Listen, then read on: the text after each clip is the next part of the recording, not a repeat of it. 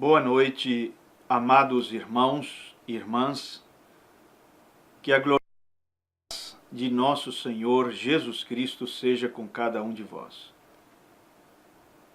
Nesta noite, em Assuntos de Família, vamos conversar um pouco sobre a importância das pequenas coisas. Sempre usamos uma base bíblica. Desta vez, nossa base bíblica está em 2 Coríntios, capítulo 2, no finalzinho do versículo 10 e o versículo 11, onde o apóstolo Paulo diz: para que não sejamos vencidos por Satanás, porque não ignoramos os seus ardis. Paulo está falando aqui sobre conhecer o inimigo, algo muito semelhante ao que o profeta de Deus para esta era nos ensina. Ele diz: você não deve ignorar as maquinações de Satanás. Não é bom que você ignore a maneira como o inimigo trabalha, a maneira como o inimigo age, as suas estratégias, as suas maquinações, para que você não fique preso nessas armadilhas. Então Paulo diz: não é bom ignorar as suas maquinações, seus ardis, as do inimigo. Então, com essa base bíblica, nós vamos falar sobre a maneira como o nosso inimigo atua. E, claro, vamos nos focar na questão da família, nos lares. A maneira como ele age para destruir um lar, a maneira como ele atua para o desmoronamento de uma família, causando a sua ruptura, causando a sua ruína. A primeira coisa que eu gostaria de dizer é que o diabo não atua através de grandes coisas. Ele sempre é visto agindo através de pequenas coisas, com o intuito de destruir, de destruição. Por isso Salomão, no livro de Cantares, no capítulo 2, adverte que tenhamos cuidado com as raposinhas. Ele diz: tenha cuidado com as pequenas raposas. Ou seja, preste atenção nas pequenas coisas. Por qual motivo? Porque são justamente essas raposinhas que lançam a perder as grandes vinhas. E ele diz: e a nossa vinha está em flor, está florescendo. Quer dizer, se aplicarmos ao lar, à família, diz ali está uma bela família, uma maravilhosa família, um belo lar. E esse lar, para que se mantenha em pé, deve prestar atenção às pequenas coisas, porque são as pequenas coisas que nós descuidamos que afetam poderosamente a nossa casa. Já dizia o profeta de Deus para esta era: não são as grandes coisas que fazemos, mas as pequenas coisas que deixamos de fazer, as que realmente importam. Então, prestemos atenção às pequenas coisas. Vamos dar atenção a essas raposinhas do dia a dia, porque são justamente elas que causam a ruína. Como se trata de pequenas coisas, você vê, o diabo, ele não vem com oceanos, ele vem com pequenas gotas diárias, pequenos gestos, pequenas coisas, pequenas palavras, e como são pequenas, o cônjuge deixa passar. Ali há uma pequena grosseria, uma palavra grosseira, alguma coisa assim. O cônjuge diz: eu não vou fazer uma tempestade por causa disso, e deixa passar. Mas aquilo fica ali. No outro dia, outra pequena coisa acontece, também se deixa passar, mas já se junta à anterior e vai acumulando. O diabo trabalha com conta-gotas, não com oceanos, não com grandes mares, não com toneladas de água. Ele trabalha com conta-gotas e com muita paciência. Ele não tem nenhuma dificuldade com o fator tempo. Mesmo que ele precise de 10 anos para destruir um lar, 5 anos, 10, 15 ou mais, ele tem muita paciência. E ele sabe como destruir lares. Ele é aquele ladrão que, como disse Jesus, veio para roubar, matar e destruir. Ele é mestre nisso.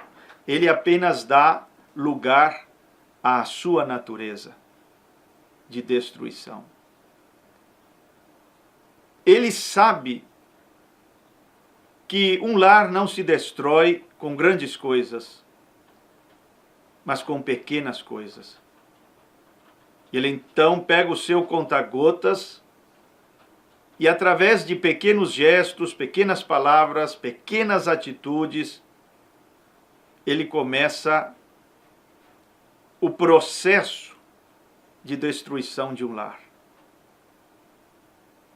Com muita paciência, ele espera dia após dia e vai trabalhando ali através de pequenas coisas para levar aquele casal ao esfriamento.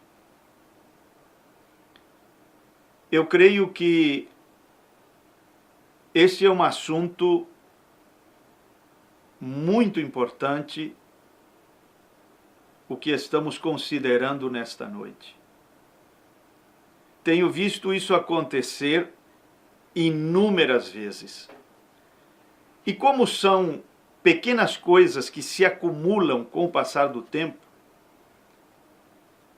lá na frente, quando o lar está totalmente desmoronado, à beira do divórcio,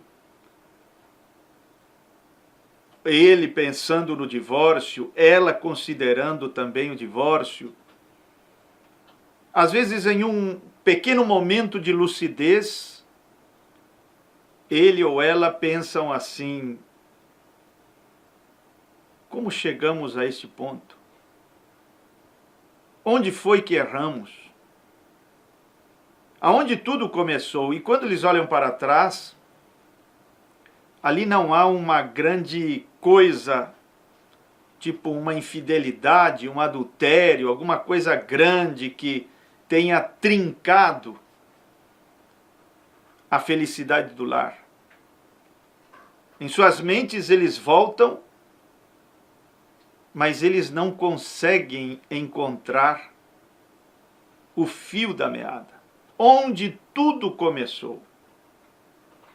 Por que não conseguem? Porque tudo começou com pequenas raposinhas, com pequenos gestos, com pequenas grosserias, com pequenas palavras, com pequenas atitudes. E como o casal não vigiou essas pequenas raposinhas, acabou tendo a sua vinha, a sua felicidade, a sua alegria, seu prazer, sua comunhão, seu companheirismo completamente arruinado por essas raposinhas.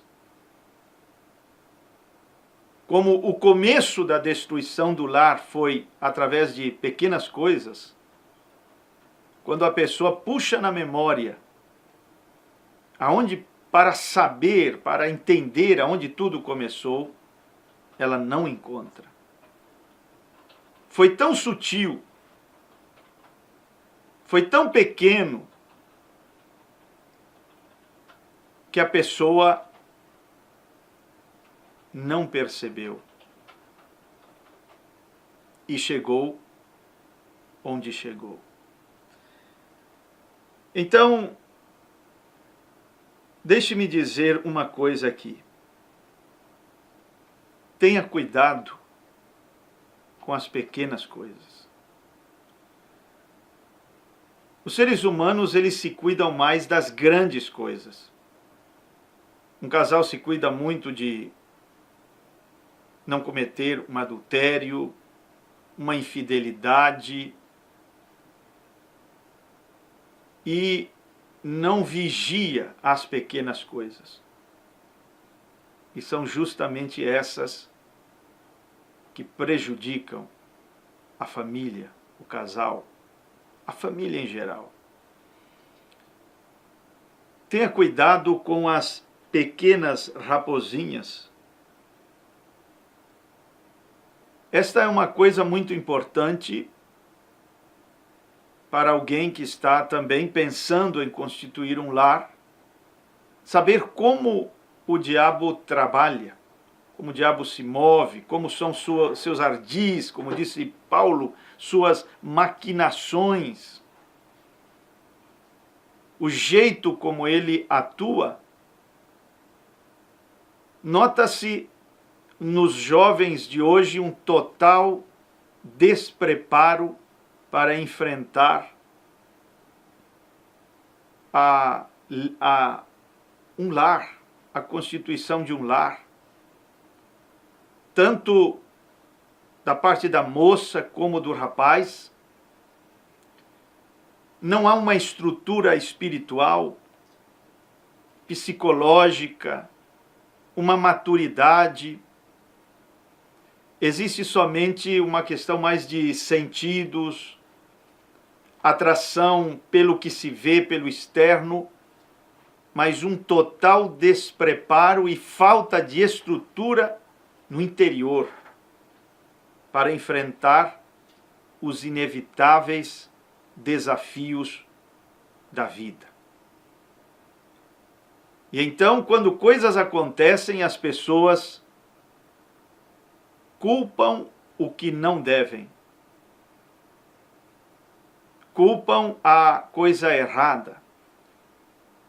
O profeta diz que essa questão, ela vem lá do Éden, quando a raça humana caiu e Deus veio para pedir uma explicação sobre aquilo, e um começou a colocar a culpa no outro.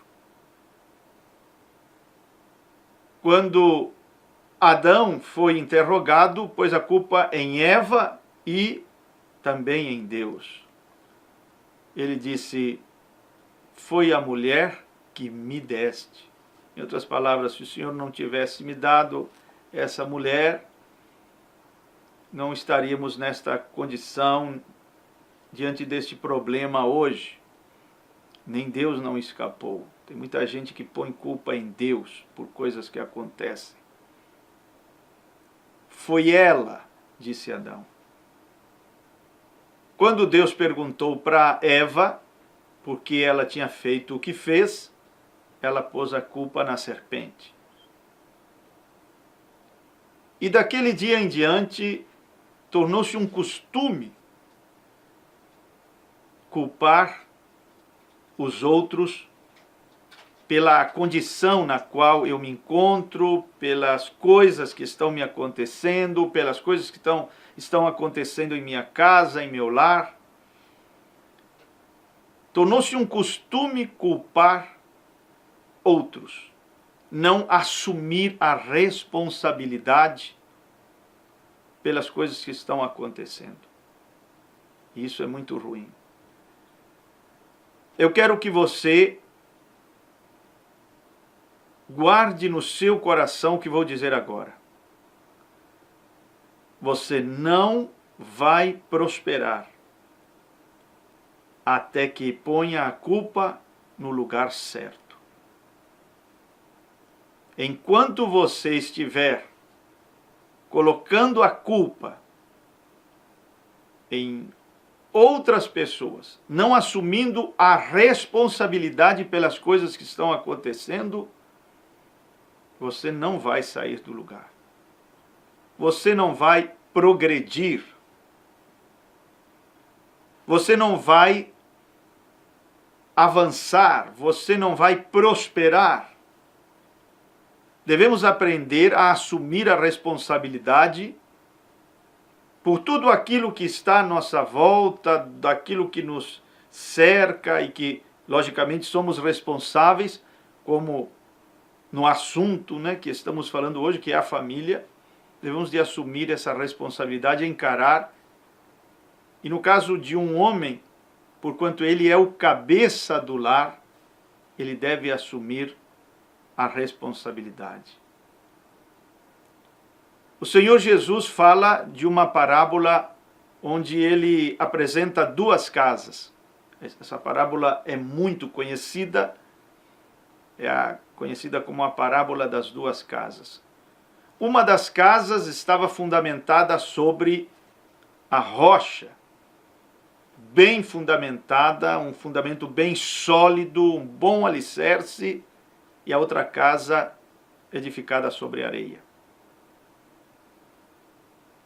Então o Senhor Jesus continua dizendo que sobre ambas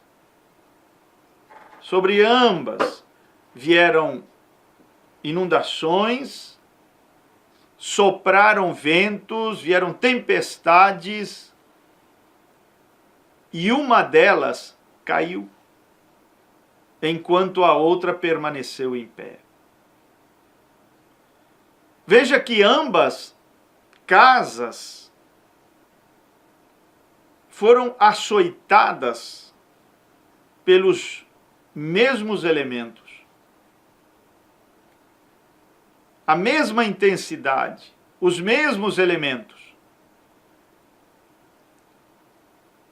Uma caiu, a outra permaneceu em pé. Vamos culpar a quem pela queda da casa que caiu? Pela queda desse lar que se desmoronou. Vamos culpar quem? Vamos culpar o vento? Vamos culpar a tempestade? Vamos pôr a culpa na chuva? A chuva foi aquela que teve a culpa. Ela causou a queda da casa?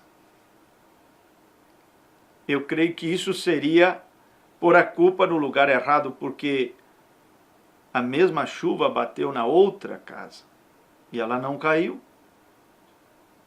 O mesmo vento, na mesma intensidade, bateu sobre a outra casa e ela não caiu.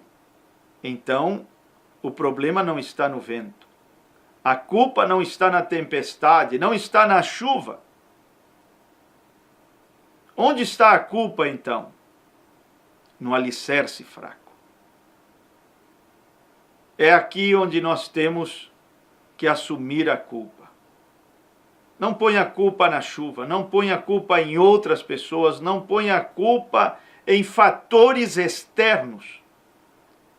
A culpa de sua queda está em uma única coisa: o teu alicerce era fraco.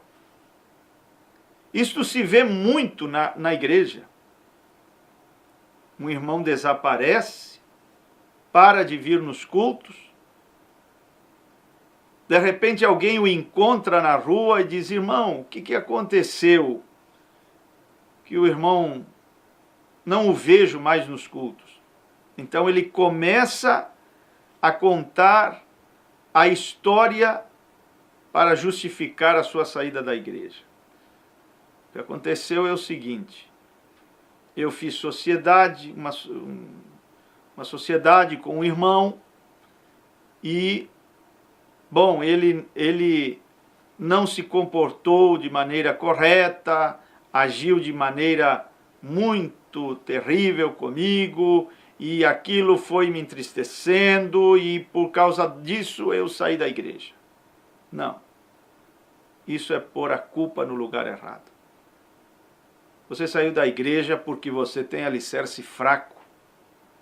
Porque outros também fizeram sociedades com irmãos que não deram certo e não saíram da igreja. Superaram. Se mantiveram firmes. Você saiu porque você tem um alicerce fraco. Ou aquela mãe que, ao ser interrogada do porquê a sua filha não está vindo mais na igreja, ela diz: não, pastor, é que ela namorou com um rapaz aqui da igreja e não deu certo, e deu problema, e ela se entristeceu, e o rapaz, e isto e aquilo, e ela acabou parando de ir à igreja. Aí põe a culpa no rapaz, que foi o rapaz. Isso é pôr a culpa no lugar errado. Ela parou de vir à igreja porque o alicerce dela era fraco. E ela desmoronou, ela caiu. Não ponha a culpa na chuva. Não ponha a culpa em fatores externos. Não culpe a tempestade. Não culpe A, B, C, D. Não culpe. Ponha a culpa no lugar certo. Porque até que você não faça isso, você não vai prosperar. Não é difícil viver para Deus se você tiver isto em mente, que pequenas coisas fazem a grande diferença. Você ter ali o seu momento com Deus, você ter ali o seu momento com a sua Bíblia, pequenos e bons hábitos diários fazem a diferença. Podem sim fazer a diferença. Quando você se queixa, por exemplo, do seu marido, irmã, que ele já não te dá mais carinho, não te dá mais amor, vamos analisar, e vice-versa, né? E vice-versa. Vamos analisar por que isso muitas vezes acontece. É muito simples de explicar. Uma certa vez eu estava numa fazenda, eu ia fazer um noivado e me retirei um pouquinho para meditar e procurar entender aquilo que Deus gostaria que eu falasse na ocasião. E veio algo na minha mente, veio o tabernáculo de Moisés lá no deserto, aquele que tinha 3 átrios, né? 3 repartições, o átrio, o lugar santo e o lugar santíssimo. Só que na minha mente não veio nessa progressão de átrio, lugar santo e lugar santíssimo, veio de trás para frente. E me pareceu ouvir a seguinte coisa: muitos casais começam na atmosfera do lugar santíssimo. é uma atmosfera de carinho, é uma atmosfera de amor, é uma atmosfera de oração, é uma atmosfera, enfim, uma atmosfera espiritual com a presença de Deus em suas vidas. Então, coisas começam a acontecer e a atmosfera muda. Já não é mais a atmosfera do nível do lugar santíssimo. A atmosfera cai para uma atmosfera inferior, que é a atmosfera do lugar santo, se a compararmos com a atmosfera do lugar santíssimo. Aquilo diminui, aquilo vai para um nível mais baixo, e coisas continuam acontecendo entre o casal, pequenas coisas, como eu digo, e a atmosfera daquele lar sofre mais uma queda, até que chega a uma atmosfera como a do lugar, ou como a do átrio, que é uma atmosfera mais rasa das três, a atmosfera mais inferior das três. E tratando-se do casal, essa é a atmosfera das brigas, essa é a atmosfera das contendas, a atmosfera do átrio, essa é a atmosfera do divórcio. Mas por que se chega a esse ponto? Por que acontece uma mudança de atmosfera de algo tão elevado como é o lugar santíssimo para o átrio? Se você notar, no início, quando o rapaz está naquele processo de conquista, ele é um grande semeador. Ele quer agradar a pessoa que ele está querendo conquistar. Então existem boas conversas,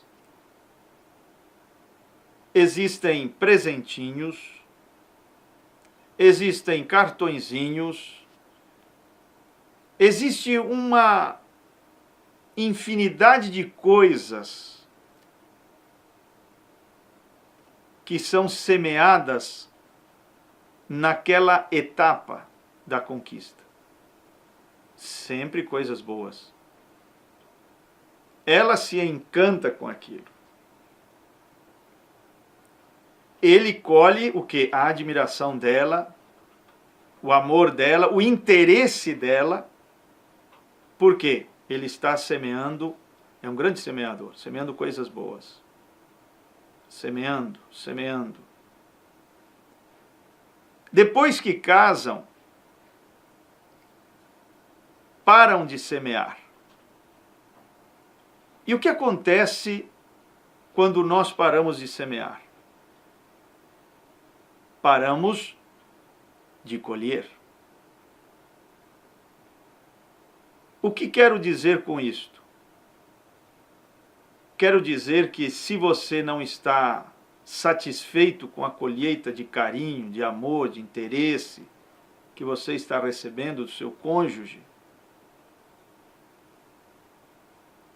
qual é o motivo ou a causa dessa colheita que não te satisfaz? Qual a causa dessa colheita pequena? Você ou está semeando pouco e por isso está colhendo pouco, você já não é aquele grande semeador do início, ou você simplesmente parou de semear e tornou-se um homem insensato, que pretende colher sem semear. Ela tem que me dar carinho, ela tem que me dar atenção. E você quer colher tudo isso, mas você está semeando para obter uma colheita dessas? A coisa mais insana que existe é querer colher sem semear. É como se eu estivesse diante de um terreno e então você chegasse até mim e me saudasse e eu dissesse: olha, irmão, eu estou aqui esperando uma grande colheita aqui de trigo. Você diz: oh, mas que maravilha, hein, irmão? O senhor então plantou trigo nesse terreno? Eu digo: não, não plantei nada, mas Deus vai me ajudar. Em nome de Jesus eu vou colher.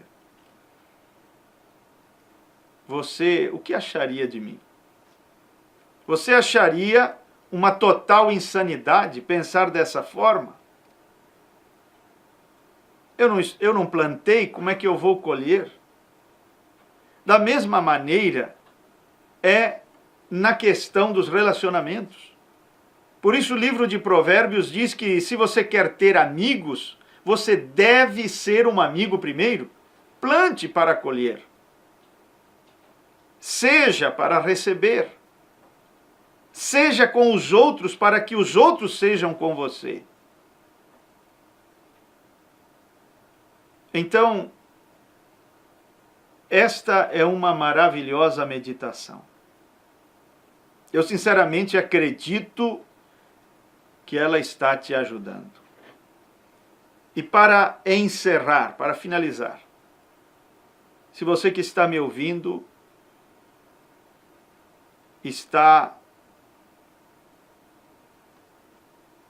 com dificuldades no lar, se você está em um lar que está desmoronando,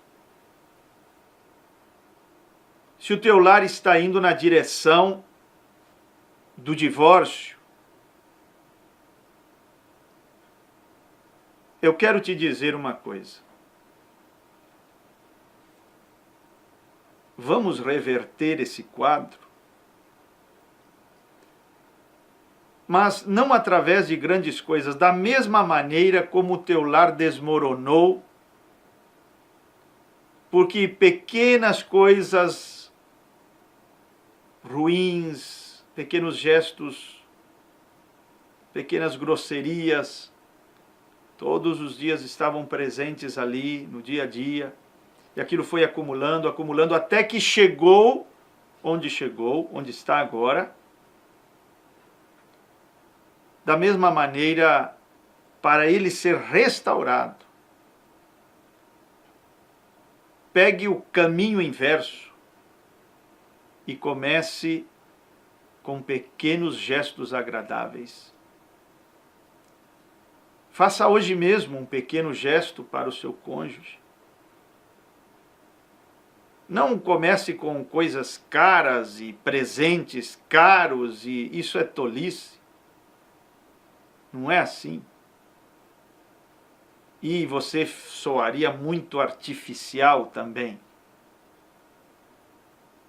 A coisa está tensa, está ruim, está fria, e de repente você aparece com uma coisa cara. Isso é tolice.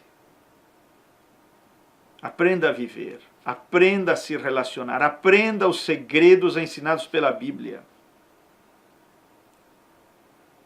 Faça um pequeno gesto, bom, agradável, bonito, pequeno. Amanhã outro, depois de amanhã outro, vários durante o dia, pequenas coisas, não grandes coisas, pequenas coisas. Dê importância às pequenas coisas. Você diz assim: mas meu lar não tem mais solução, pastor. Você não pode me dizer uma coisa dessas. Não porque Deus é Deus. Se você se achegar a Deus, Ele te dará sabedoria para reverter essa situação. É possível sim. Lembro-me de uma frase do profeta que ele diz: se você não pode evitar duvidar, então duvide de suas dúvidas, porque elas não merecem confiança. O que significa isso? Aprenda a duvidar. Aprenda, use a dúvida de maneira certa, não duvidando de coisas boas, não duvidando de coisas, de bênçãos que podem vir te acontecer, ou vir sobre você. Aprenda a duvidar das coisas ruins. Quando, por exemplo, o diabo vem com pensamentos de que não há mais solução, não tem mais jeito, duvide disso. Por que aceitar isso? Por que acreditar nisso? Por que crer nisso? Por que ter tanta facilidade para crer nas coisas ruins e tanta dificuldade para crer em que coisas boas podem acontecer conosco? Então aprenda a duvidar de suas dúvidas. Aprenda a duvidar desses pensamentos negativos que vêm para poluir a sua mente. Seja como Davi, que duvidou daquilo que todos em Israel acreditavam. Você diz, Davi duvidou daquilo que todos em Israel acreditavam? Sim. Sabe do que ele duvidou? E no que todo Israel acreditava? Ele duvidou da invencibilidade do grande Golias. Todos, de Saul para baixo, criam que era impossível vencer aquele gigante. Eles acreditavam em seus corações que aquele gigante era invencível. Mas Davi duvidou da invencibilidade de seu adversário, e você tem que fazer o mesmo neste momento. Esse problema é tão gigantesco, impossível de ser vencido. Duvide disso. Creia como Davi que Deus é maior do que o maior dos problemas. Meu lar não tem mais solução. Duvide disso. Não, é impossível a reversão. Duvide disso. Não, eu creio que não tem chance de voltar a ser o que éramos antes. Duvide disso. E comece a fazer pequenas coisas de hoje em diante, não amanhã. Hoje mesmo, antes de deitar. Hoje mesmo, um pequeno gesto. Não uma grande coisa. Ponha na cabeça a importância das pequenas coisas. Como o próprio Satanás opera através de pequenas coisas para desmoronar um lar. E é através de pequenas coisas boas, criativas, que um lar se mantém em pé também. A importância das pequenas coisas. Ponha isso na sua cabeça. Deixe esta meditação entrar em seu coração e comece hoje com um pequeno gesto. O que eu faço? Não sei. Seja criativo. Pense. E faça um pequeno gesto para o seu cônjuge. Amanhã, mais um. À tarde, mais um. Não uma grande coisa, uma pequena coisa, mas algo agradável, bonito, bom. Compre uma coisa pequena, Dê a ela como presente. Pequena, não grande, cara, esqueça isso. Pequena, mas que dê a entender que você estava pensando nela. E você vai ver que com o passar do tempo, porque só com o passar do tempo, assim como houve muita paciência e perseverança, dia após dia, com pequenas coisas ruins, para que hoje o lar chegasse onde está, estivesse desmoronado da forma como está, você vai ter que ter paciência para essa reversão também. Mas é seguro. Guarde isto no seu coração e que Deus te abençoe. Amém.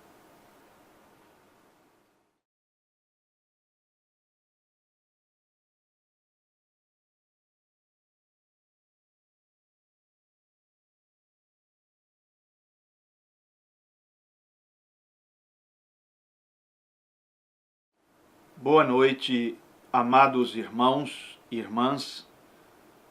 Que a gloriosa paz de nosso Senhor Jesus Cristo seja com cada um de vós. Nesta noite, em Assuntos de Família, vamos conversar